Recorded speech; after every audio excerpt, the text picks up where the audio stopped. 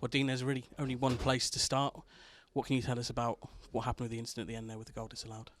I can't tell you an awful lot, to be honest, Tom, because I've seen it back. It looks a really good goal. Jack gets a nudge in the back from Zaha when he's running through, puts him off balance, and then Cahill comes in with a tackle as he's laying it off, and he goes to the ground. He's not looking for the penalty. He's not diving or simulating in any way. Slots it off to Henry, who puts it in the back of the net. No idea why it's been chalked off.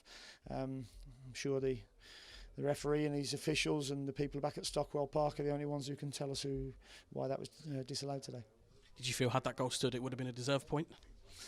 I didn't think we were great, in all honesty. I thought we started the game quite well first 20 minutes. I thought we controlled it, but we let them in it off by being a little bit too passive. We didn't get our triggers right in terms of our press, and I thought we allowed them into our half too easy. We corrected that at the start of the second half, and I thought we started really well. And then I thought the officials got a decision right with Trez. Second yellow card. I don't think his first one was right. He's a millisecond out, but they got one right. It was a silly challenge, and he'll learn from that. It's always tough then, being at a numerical disadvantage in the Premier League, and we didn't want to sit back. We wanted to go 4-3-2 and try and create a couple of chances, and we did.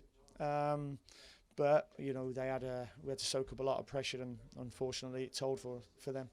Was that resilience in soaking up the pressure for such a long period in the second half one of the big positives come from the game from you? Yeah, I mean, we've got a group of players who are honest and lay the bodies on the line, as you saw today. But the resilience they show and the spirit that they've got in that dressing room, and I feel for them today because through no fault of their own, we're leaving here with no points. Of course, you started the first half really well and started the second half really well as well. Yeah, I just felt we could have continued